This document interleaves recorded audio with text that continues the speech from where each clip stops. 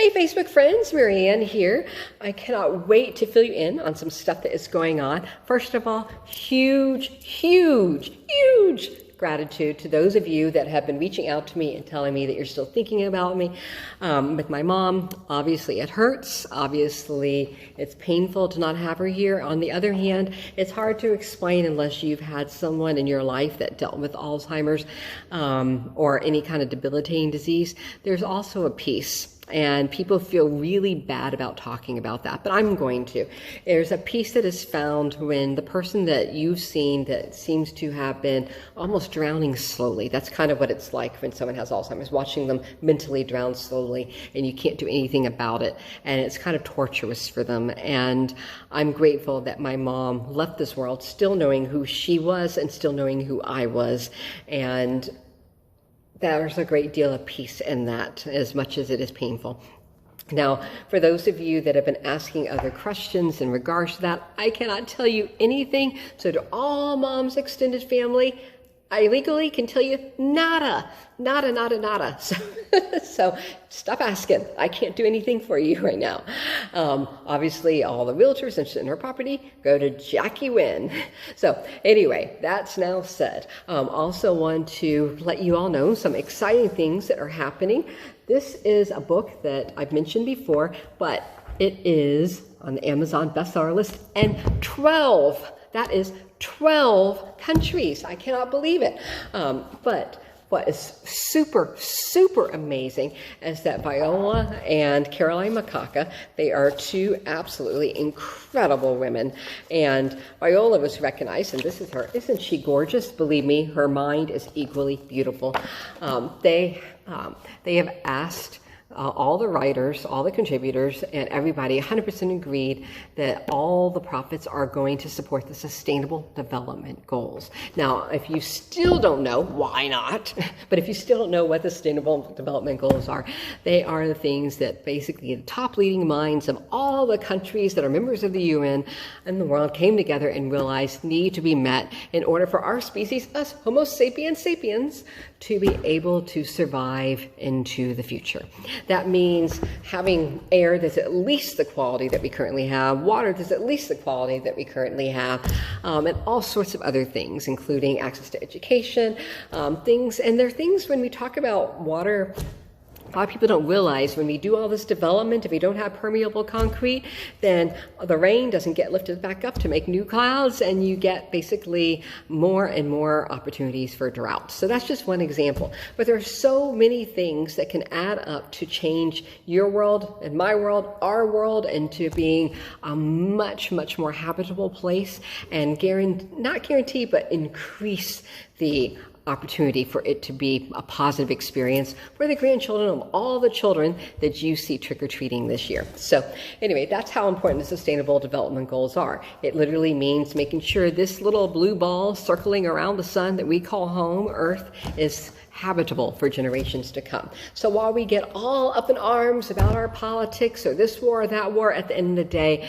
we all are all reliant on this blue marble. So we got to do what we can to live on it. So anyway, so that is what the money from this book is going to be going to. And there's going to be a meeting in the Philippines that the United Nations is holding, and it's going to be with her organization, Leonie. That is basically a group of women from around the world that are doing exceptional work. Now, this book is made up of both women and men, and we're all coming together, including some exceptional members of various world families. I want to call out Queen Eden of Trinidad. I have been in awe of what you are doing and your sterling example. And there's so many others in here. There are women in here that just blow my mind away by how they're helping in areas of South America, and just basically areas that people are completely forgotten. They have come up with a business plan that basically turns these horrible living conditions into livable, good places that do not become too costly for the current occupants to live, but actually improve their lives. And they're trying to take that kind of business plan around the world wherever those kind of similar conditions are. And unfortunately, there are way too many of them in our world right now. So, those are the kind of things people are tackling in here. So speaking about tackling, I'm going to give you an update on what's happening in the Mimsy Institute. Lots. First of all, just want to give, as always, a huge shout out to to Reverend Todd Collier, who is doing all this incredible work with Food Source DFW. As you all know, Food Source feeds a minimum of 5,000 families a day in the DFW Metroplex, and they're not always who you would expect. You know, we have, for example, there was a family, both mom and dad were attorneys. The child got sick for a month, and it was a six figures, just short under 500,000 in 1 month, and the family has never been able to get back above the water because of that huge thing. And these are people that make a good deal of money. If you saw them walking down the street, you would think that they were perfectly fine financially. But just like many other people, they're juggling mortgage with, health care of their child, with food. So if you can take one of those things off the table, they can make it and slowly but surely claw their way out of that situation they're in. There are people like teachers who have done so much good but were forced to retire even though they didn't want to retire.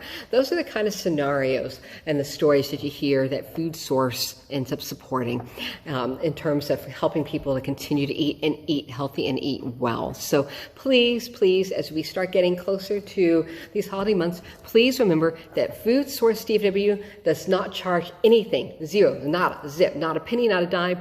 We charge nothing to the people that come to get food, whether they are a charity serving the homeless or whether they are an individual family that is struggling. They do not have to pay anything. And yes, I'm going to come out here and just say the facts.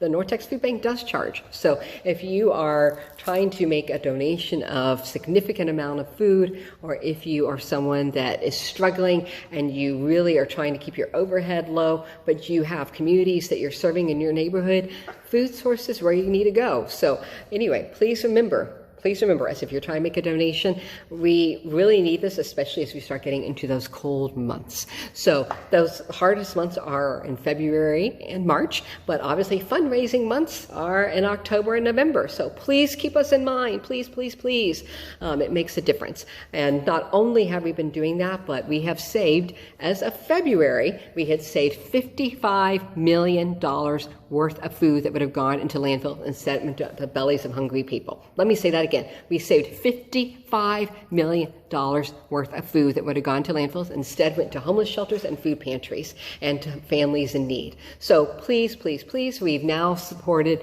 work that has gone all over from the Four Corners, going from where the Navajo are all the way to veterans in Georgia. We have supported people, in California, Florida, Miami, Puerto Rico, all over the place. And now with our new chapter that we are opening, thank you, David Solomons, love you to death, that we are opening in the UK, we will be able to start doing Food Source activities there in the UK as well. So please, because we start getting people that were coming in, a lot of the companies, they call us and say, how do we get food somewhere? Because we also understand that we got to keep the costs low on the companies that are donating. And so that's why these corporations are thinking internationally. They're wanting us to try and get into Europe. So obviously starting off with the country where we share the language. So anyway, huge piece of news that we're super excited with. Lord Andrew Stone is coming on as one of the founding people of the Mimnesine UK chapter. So huge debt of gratitude to him. Anyway, so that's stuff that's going on with the Mimnesine Institute. Obviously, we have our two cultural centers that are continue doing amazing work. Huge shout out to Angel Salub, who UNESCO continues to champion and who has been, come back just on a trip that went over to Europe to advocate for Indigenous people. Huge shout out to the Tolteca who continue to do amazing work, but we need your help in helping to repair a wall for them that came down that needs to be repaired. We have some amazing opportunities, setting up a museum down there, new buildings and new repairs that they need, but the programs they are doing are incredible and absolutely deserving. So please follow up with us on that. Anyway, moving on, we are also looking at amazing activities because we have an international chapter in Japan, and they are exploring the possibility of expanding and becoming from a Japan chapter to potentially a Mimnesine Asia chapter. So really excited about that, and we'll talk about more on that. But one of our other chapters that we've done very little with, and we won't talk too much about because we do want to keep it quiet, is our Israel-Palestine chapter. So we do have input that is coming in from what's happening out there, and of course, that made sure that, just like the rest of you, Israel-Palestine is on our radar. Yes, we are looking at doing stuff. As many of you who follow the work, Mimsy, know, we did work with the Sudan. We helped get 160 families to safety from Sudan and, into South Sudan. But when we start talking about people that are trying to get to safety, people always talk about migrants, refugees, and they talk about moving them out of harm's way, but people don't talk about the long term. And that's where I'm looking at with hybriding, because one of my newest projects, as you all know, is UTF Holdings, which I'm collaborating with an amazing partner, Kalu Ngormo, and like me, he cares. Kalu created just under $1 billion project that helped people in Africa. Isn't that incredible? Just under $1 billion. And now he left what he was doing there and has come over, and we've been working to bring UTF. It got covered in Forbes. I know that was super exciting, but what I'm really excited about is allowing us to create a nonprofit, for-profit hybrid solution to try and help tackle refugee issues. And I can't go in more in depth on it, but what we're looking at is with the nonprofits working with WA Africa and the Mimsy Institute, either in the US or the Mimsy Institute UK chapter, basically paying to get those refugees continuing to get out, but also then looking at the for-profit side of how do we invest for the longevity of these people to make sure that they are going to have a future, and to offset the challenge of the receiving country, because that is a challenge and people aren't talking about that. Similarly, what we see happening with Israel and Palestine, we truly believe in the Mimsy Institute that a lot of the Palestinians are peaceful people, and not every Palestinian and not every Muslim sympathizes with Hamas. They are terrorists. But the everyday people who are just trying to live their lives are stuck in the middle of this. And there are a lot of our Jewish friends who feel that too. So we're working with our Jewish friends, our Muslim friends, people who believe in conscious capitalism, social responsible investing, and nonprofit work to come up with a hybrid solution that just might help us expand what we're doing over there. So I won't be able to give you more details than that right now. Just know that it is on our radar, both within the Mimsy Institute and with UTF Holdings. Moving off of that, there are so many more exciting things happening. Obviously, Eco Green Energy that I'm doing with Tanya Ariales Rodriguez is still on the front. So if those of you want to get in on solar, I can tell you we got amazing stuff, and I am putting funds into that through UTF Holdings, and there's some amazing synergies and something super exciting that I believe we are going to be able to announce somewhat soon. So stay tuned in terms of that. Separate from all of that, just want to give a huge shout out to Yutaka Yamato. He is an incredible chef. I recall a master chef. I've been a fan of him since I first became aware of him as Citizen. And then from there, he went to Nobu. From there, he created his own Yutaka Sushi Bistro. And as someone that has been incredibly privileged to eat at some of the absolute top sushi restaurants in the world, including in Japan, he is second to none. And he has been such a blessing for the palate of those of us that love Japanese cuisine, and educated our community. A lot of our community didn't even really understand sushi or were nervous about it. And he helped get many more people open to the idea of eating raw fish, to where we love it, we crave it. And now you got us addicted, and now you're going, no! But anyway, I just could not do one of these posts without acknowledging that Dallas is about to lose an incredible talent, because he's going back to Japan, and it will be Japan's gain, because what Yutaka has done here is incredible, and we will miss him. We will absolutely miss him. Not only that, but Yutaka was one of the first chefs to ever support any nonprofit work I did when I worked with the Visual Arts Coalition of Dallas. He made the most beautiful Zen garden out of sushi. I've never forgotten that. Yutaka was also an incredible host when we were hosting the Shinto Oramoto here in Dallas. He's Buddhist, but he opened his doors up and said, please come in, and made them feel at home. And they still rave about his food. So you guys are lucky. Maybe you'll get to find it out where you can enjoy his food now that he's going back home. But Texas will miss Yutaka. Something that, because he's very shy, but he would never say, I found out from one of the chefs behind Uchi. The guy who began that, I got to talk with him down in Austin one time, and he said, he wanted to learn about sushi and couldn't get people to really give him opportunity to learn about it. And Yutaka went out of his way and made a phone call and said, this guy's talented, you should give him a chance. And that helped open the doors for him to also be able to learn about sushi.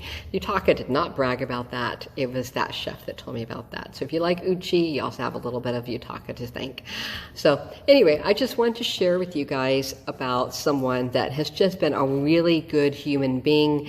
Everyone that I've talked to has been mentored by him, feels touched by him, and he is also someone that is making a difference in the community and has for so long. So Yutaka, we are going to miss you deeply. So anyway, those are some of the updates. There is so much more to share, and I definitely want all of you to be in touch with the Mimsy Institute. We are ready to grow, and as you all know, I have spent a lifetime, as in decades, see this white hair, growing it to where we can make the kind of differences, and we are able to do so much more now than we before. And what is going to be restricted is just by people donating. I can't be the only one to carry this anymore.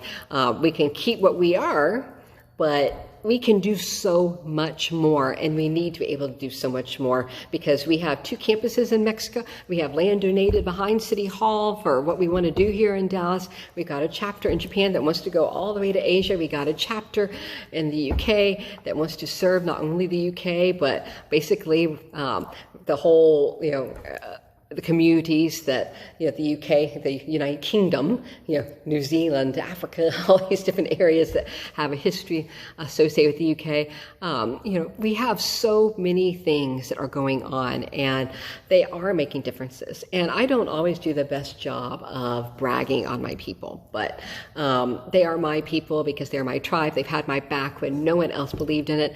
And I can't say enough good stuff about Thomas Johns, what he's doing with AI, and helping communities to assess and address, and corporations, how they can fit within sustainable development goals. What we're doing with AI and humanitarianism is something that is on the forefront, and we definitely, those of you that want to get interested in that, should talk to us about it. On the other hand, we're doing the pragmatic stuff of just feeding people. We're going to be looking at green source and potentially bringing what has been serving North Texas to potentially the whole state. There is so much good stuff going on, but I need you to make donations to the Mimsy Institute. And many of you have seen our flower. And I've talked about before, we have, the environment, technology, science is one of them. We have spirituality as one of them. We have indigenous cultures as one of them. We have the arts as one of them. We have currently right now, I have a coloring book project that, is in the process of being done and it was at the request of some amazing people that work with Richard Branson that have asked for it to be extended so that it includes refugees. And that was before we were even beginning to do this outreach, working with the Sudanese refugees and hopefully soon to help the other refugees that are coming out of this Palestinian situation. So all these different things that are going on, it is taking off in ways that just put me in awe. And it's because of our individual chapters and our individual heads of our cultural centers. I look at what, we have Angel doing, being, highlighted again and again by UNESCO. I look at what the Toltec are doing and working with universities. I'm in awe. I am in absolute awe. And, with what the Palestinian and Israelis chapter were doing, it was making a big difference. And we never PR'd it, and it was important that we didn't PR it, but they're going to need help. They are really going to need help right now because they got a lot of their money coming in from people coming and visiting. So if you really care about what's happening in the news, please contact us. The one thing I don't have a lot of patience for are people that look at the news and go, someone should do something about that. Oh my God, how horrible. And then they change it next day. Oh my God, how horrible, how heartbreaking. Change the channel next day. How heartbreaking. You're like, come on, stop doing that. Come and join us and do something about it. If you can buy yourself a sandwich or a Starbucks, you can make a donation that can change lives and can help us. And you can look on that flower and see all the things that we do, because most likely we are covering something that you care about. So I'm going to be more outspoken about this. UTF Holdings, I am building what I call pipelines and scaffolding, trying to create something that is going to be sustaining those programs that we currently have going, so that I can start using my funds to grow it and not just sustain it.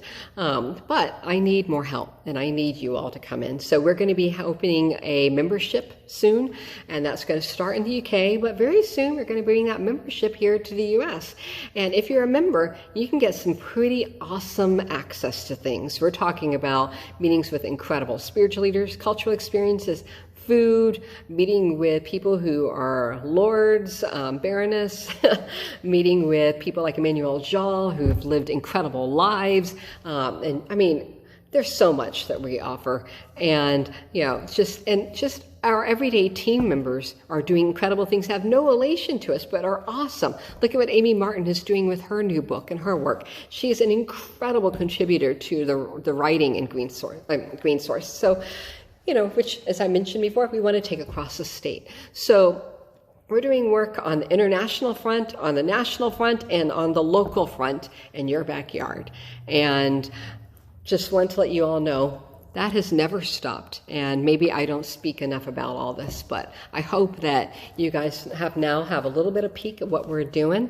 Those of you that love my art, yes, that's still going on, but I did take a break from it for several years because it was hard to justify spending $30,000 on a sculpture when that could feed, you know, $3,000 can take a truck from Dallas to Miami that can feed hundreds of thousands of people. So that's why I took a step back from it. However, thanks to Kalu, I have opportunity to sell art. And yes, as I make money selling my art, I'm going to be looping some of that profit back into what we do with Mimzine. So, you know, I'm trying to use everything that we have. And there are books that are coming down the pike. Have a wonderful one with Morella Sula coming on leadership. Have a wonderful one with Irvin Laszlo that is coming on, dealing with the challenges that we're seeing in this world and what we can do about it. So, you know, also within the Thompson Fine Arts, have a book coming out with the very Reverend, I always get that confused. I know too many reverends. I was about to say Reverend Shakespeare Morton, but no, with Reverend Peter Johnson, who is part of MLK's Inner Circle, and it has been a privilege to work with him, and you are going to want to read this book. If you cared ever about social justice, if you care about economic equity, if you care about interracial relations, interfaith relations, intercultural relations, if you care about all the stuff that you see in the world today and you want to learn how they did that. I mean, did you have any clue that Malcolm X and MLK actually were friends and collaborated so that Malcolm X would seem like the extreme? So in default, MLK was the middle ground. Did you have any idea that sometimes the Klan came together, you know, with the Black Panthers to negotiate things? I mean, these are some pretty exceptional little tidbits of history. And many people have no idea about some of the who's who here in Dallas's backyard that fought hard to make a difference in terms of desegregation. So if you care about Dallas history, Texas history, U.S. history, or you just want to learn from the people that made social justice movements work, you're going to want to know this book. And it is going to be coming out through Thompson Fine Arts Inc. and Waterside Publishing. So please stay tuned for that. Have a lot of other exciting books that are coming down the pike, people that have made huge steps in history that you don't even know about, because believe me, it blew my mind what people have been achieving. But all that is coming down. So it's not just my books that I'm writing, but amazing things that others are doing. So that's Thompson Fine Arts Inc. stuff. And now you know Mimzine stuff. Now you know UTF stuff. Now you know Eco stuff. And there is still more, but I think that's enough for today. Just want to share with you guys things that are happening in this world that I feel very blessed to be involved in, and so grateful to Philip Collins, who oversees Mimzine Institute. So grateful for Isabel Rosignol, who's been in Louisiana helping us with what we're going to be launching with our healthcare outreach for African American communities there and Native American communities as well. So grateful for my husband, who believes in the insanity of these wild and crazy ideas and making them real to make a difference. So love to all of you, and we are not just a wagon that's a train that's moving. We are a plane that's been in flight and is now soaring into the atmosphere. And I want you to play a part of it. So if you really are super excited, as many of you claim to be, about the work that I'm doing in this world, and you want to be involved in it, this is a good time to start approaching us, because whether it's through the for-profit side, the nonprofit side, the art side, the literature side, we have opportunities for you. So let me know. It's not all about what we're giving out. It's about you contributing and helping us to serve the world and making an impact. So I look forward to hearing from those of you that are interested in that. So looking forward to it. Here's to you and all of you that are doing kick-ass things in this world, because you help me believe in making a difference and keep me enthusiastic, because sometimes it gets darn hard to keep kind of doing this kind of stuff. But knowing there are other people out there that care, and for those of you that have given me random shout outs, I'm humbled. Thank you. You keep me motivated. So love to all. Talk to you soon.